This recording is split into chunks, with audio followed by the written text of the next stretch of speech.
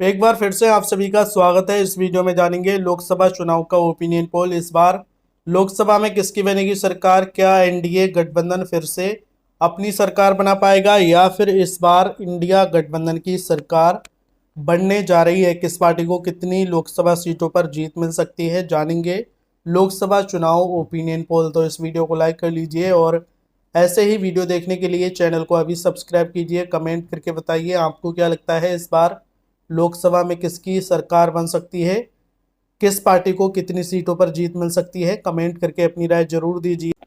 सबसे पहले बात करें बिहार राज्य की। यहाँ पर कुल 40 लोकसभा की सीटें हैं इस बार। बिहार राज्य का ओपिनियन पोल देख लिया जाए तो एनडीए गठबंधन को अभी 22 लोकसभा सीटों पर जीत मिलने की संभावना है, जबकि इंडिया गठबंधन के खाते में 16 लोकसभा सीटें जा सकती हैं और अन्य के खाते में 2 सीटें जाती नजर आ रही हैं। इस बार देखा जाए तो एनडीए और इंडिया गठबंधन के बीच कड़ा मुकाबला देखने को मिलता नजर आ रहा है। आपको बता दें 2024 के लोकसभा चुनाव में एनडीए गठबंधन को 30 लोकसभा सीटों पर जीत मिली थी, लेकिन अभी देखा जाए तो यहाँ पर एनडीए गठबंधन को नुकसान होता नजर आ रहा है। देश का अगला राज्य है पश्चिम बंगाल। यहाँ पर कुल 42 लोकसभा की सीटें हैं इस बार। इन 42 सीटों का ओपिनियन पोल देख लिया जाए तो एनडीए के खाते में 14 लोकसभा सीटें जा सकती हैं, जबकि इंडिया गठबंधन को यहाँ पर 27 सीटों पर जीत मिल सकती है। अन्य के खाते में 1 लोकसभा सीट जाती नजर आ रही है। आपको बता दें 2024 में बीजेपी को 12 लोकसभा सीटों पर जीत मिली थी, जबकि इंडिया गठबंधन को 30 लोकसभा सीटें मिली थी। इस बार इंडिया को नुकसान होता नजर आ रहा है। अगला राज्य है आंध्र प्रदेश। यहाँ पर कुल 25 लोकसभा की सीटें हैं।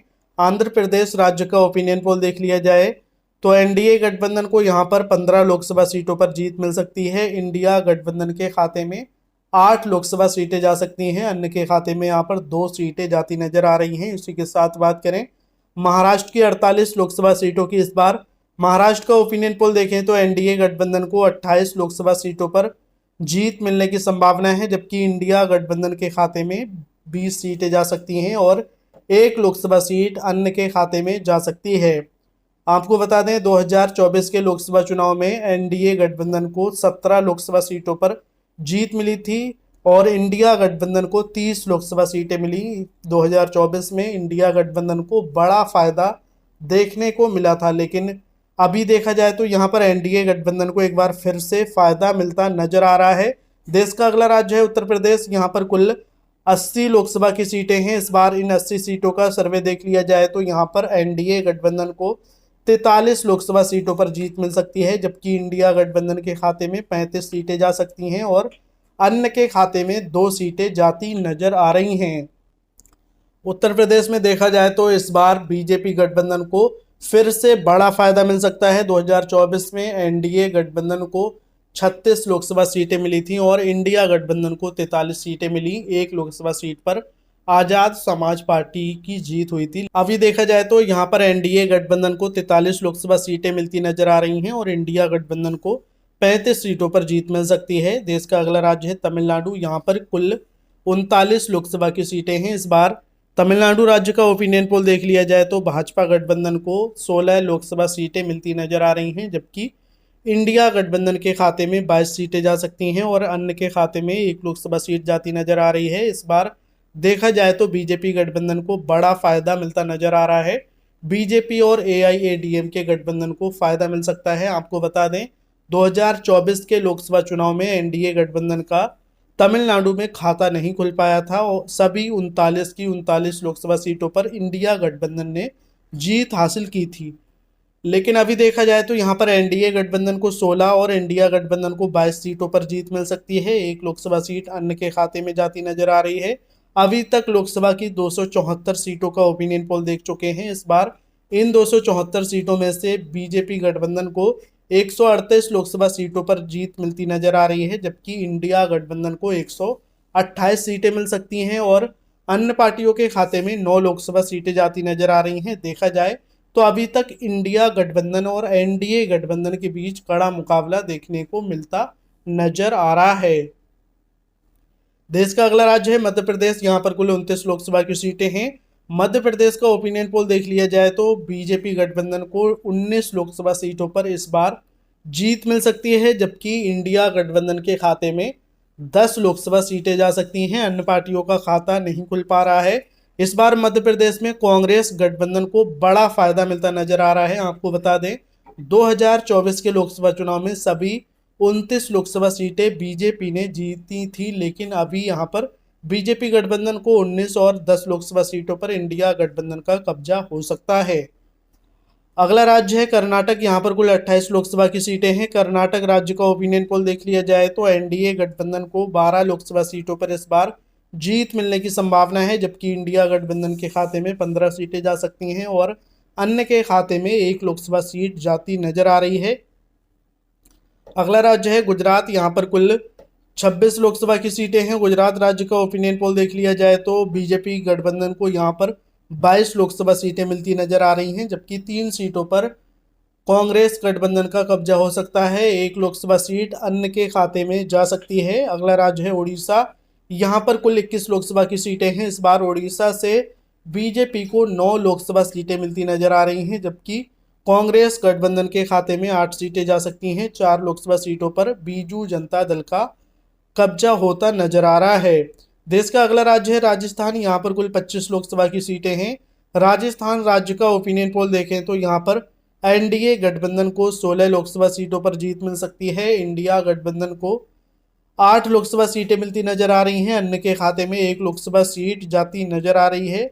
इस बार राजस्थान में फिर से बीजेपी को फायदा मिल सकता है। पिछली बार बीजेपी को 14 लोकसभा सीटों पर जीत मिली थी, जबकि 11 सीटें इंडिया गठबंधन को मिली थी, लेकिन इस बार बीजेपी को 16 लोकसभा सीटों पर जीत मिल सकती है।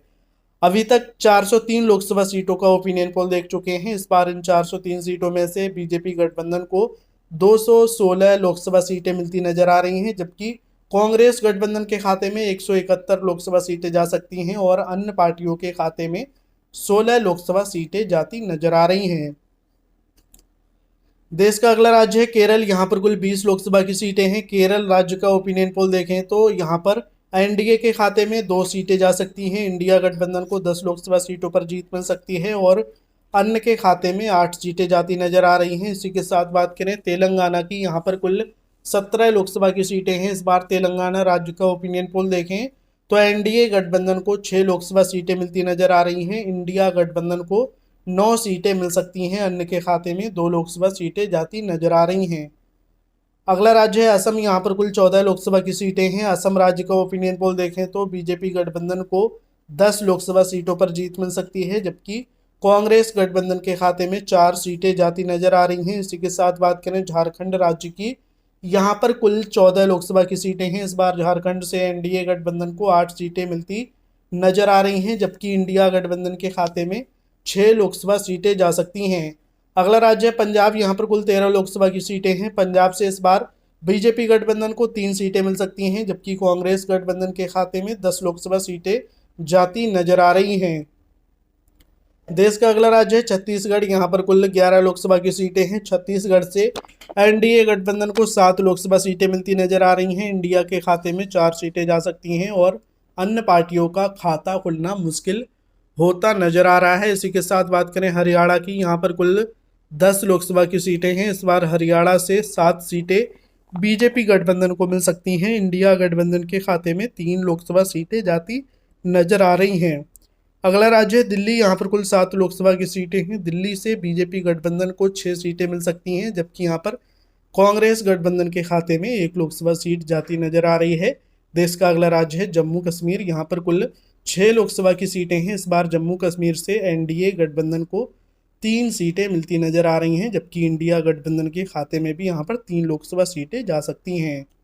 अगला राज्य है उत्तराखंड। यहाँ पर कुल 5 लोकसभा की सीटें हैं। उत्तराखंड की 5 सीटें इंडिया गठबंधन के हाथ से निकलती नजर आ रही हैं। 5 सीट एनडीए गठबंधन को मिल सकती हैं। इसी के साथ बात करें हिमाचल प्रदेश की 4 सीटों की। इस बार 3 सीटें एनडीए को, जबकि 1 लोकसभा सीट इंडिया को मिलती नजर आ रही है। अगला राज्य है अरुणाचल प्रदेश। यहाँ पर 2 सीटें हैं। इस बार ये दोनों लोकसभा सीट बीजेपी गठबंधन को मिलती नजर आ रही हैं। अगला राज्य है गोवा। यहाँ पर कुल 2 सीटें हैं। इस बार 1 सीट बीजेपी गठबंधन को मिल सकती है, जबकि 1 सीट कांग्रेस के खाते में जा सकती है। त्रिपुरा की बात करें तो यहाँ पर कुल 2 लोकसभा की सीटें हैं। इस बार ये दोनों सीट एनडीए गठबंधन को मिलती नजर आ रही हैं। मणिपुर की बात करें तो यहाँ पर कुल 2 सीटें हैं। इस बार 1 सीट एनडीए को और 1 लोकसभा सीट इंडिया गठबंधन को मिल सकती है। अगला राज्य है मेघालय। यहाँ पर कुल 2 सीटें हैं। इस बार ये दोनों सीट एनडीए गठबंधन के खाते में जा सकती हैं। नागालैंड की 1 लोकसभा सीट की बात करें तो ये सीट इस बार बीजेपी गठबंधन को मिल सकती है। सिक्किम की 1 सीट की बात करें तो ये सीट भी एनडीए गठबंधन के खाते में जा सकती है। इसी के साथ बात करें मिजोरम की 1 लोकसभा सीट की, इस बार ये सीट बीजेपी को मिलती नजर आ रही है। अगला राज्य है केंद्र शासित प्रदेशों की बात करें तो कुल 6 लोकसभा की सीटें हैं। इस बार इन 6 सीटों में से एनडीए गठबंधन को 4 सीटें और 2 लोकसभा सीट इंडिया गठबंधन को मिलती नजर आ रही हैं।